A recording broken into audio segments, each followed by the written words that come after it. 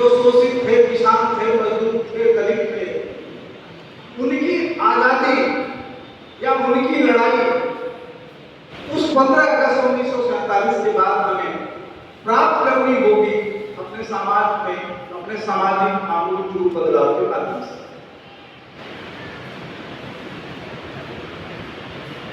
अब उन पूंजीपति, उन साहूकार, उन राजनीतिक नेताओं जो आज सत्ता में हैं या सत्ता को प्रभावित करते हैं, क्या मजदूरों, किसानों, आम नागरिकों को जो लूटा जा रहा है उस पर हम आज तक अंकुश लगा सकते हैं? यह मेरा अभिमत है, मेरा विचार या हम लोगों का विचार इस पर होना चाहिए। वो नौजवान जो उस समय आज के जेनजी के रूप में जिन्हें याद किया जाए, वो 23 साल का नौजवान भगत सिंह, जो 90 वर्ष 95 वर्ष पहले इस बात को चेतावनी दी थी, वो आज भी अगर हम देखें तो समाज में किसी न किसी कोने में जो की क्यों पड़ी हुई। कहने के लिए तो ये लोकतंत्र है, लेकिन आप सोचें कि सत्ता के विरुद्ध अगर कोई आवाज किसी नागरिक की उठाई जाती है, कोई प्रोटेस्ट, कोई आंदोलन होते हैं, तो क्या उसके दमन के लिए आज की सत्ता के पास जेल, अदालत, पुलिस, फौज उपस्थित थी? ये तब भी थी, ये आज भी।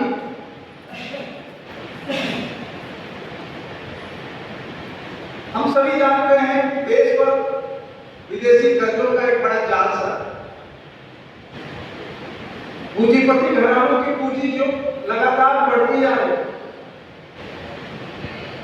दूसरी ओर एक बड़ी विडंबना यह है कि हमारे देश की 80 लाख जनता 5 किलो राशन में जी है।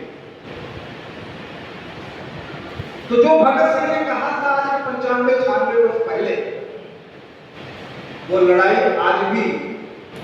ज्यों की त्यों बनी हुई। और उस स्वतंत्रता की लड़ाई को खास करके हम बुद्धिजीवी वर्ग जो अधिवक्ता संघ का प्रतिनिधित्व करते हैं, बुद्धिजीवी वर्ग का प्रतिनिधित्व करते हैं, कि हमारी जिम्मेदारी है। आज 15 अगस्त 1947 के शुभ अवसर पर इस बात का संकल्प होने का भी एक दिवस है कि हम उस महान क्रांतिकारी भगत सिंह के उन विचारों को अब अपने अंदर आत्मसात करते हुए उन 80 लाख जनता जो आज भी 5 किलो राशन में मजबूर है, उनको कैसे आर्थिक और सामाजिक रूप से हम मजबूत करें, वो आज भी हमें सोचना है उस महान क्रांतिकारी भगत सिंह के शब्दों के अनुसार। साथियों, एक नई घटना 13 अगस्त की, इसी 13 अगस्त 2026 मैं जरूर आप लोगों के सामने रखना चाहूंगा कि हमारे बार काउंसिल ऑफ इंडिया के अध्यक्ष हैं आदरणीय श्री मनन मिश्रा जी, वर्तमान में राज्यसभा एमपी हैं बीजेपी से। आप लोगों को एक घटना मालूम होगी, एक लॉ यूनिवर्सिटी है हैदराबाद में, नाला सर करके 2026 का बैच जिनका दीक्षांत समारोह होना था, जिसके लिए चीफ गेस्ट के रूप में chief justice of India Shri Suryakant ji का नाम प्रस्तावित था। उस बैच के छात्रों ने अपने यूनिवर्सिटी में एक आपत्ति दर्ज कराई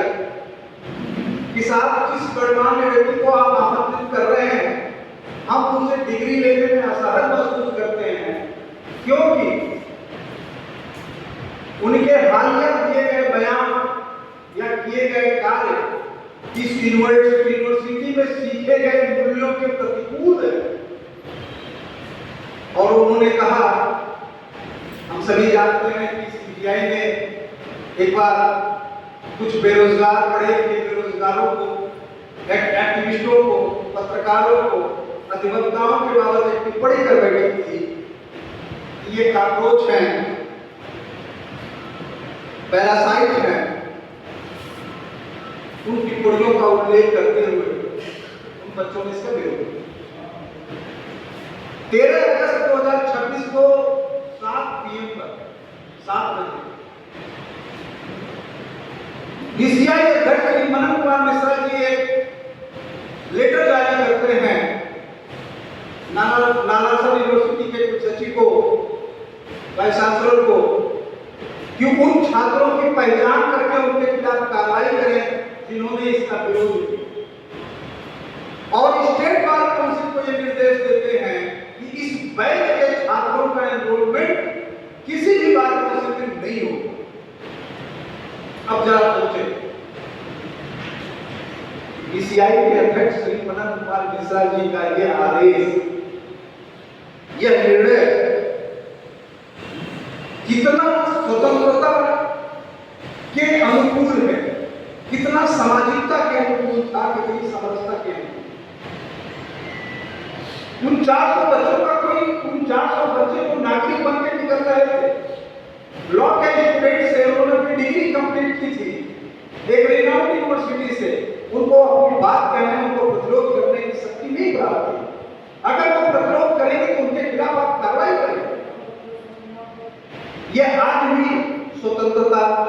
समानता, अवसर की एक लंबी लड़ाई आज भी जिंदा है, सत्ता के रूप में।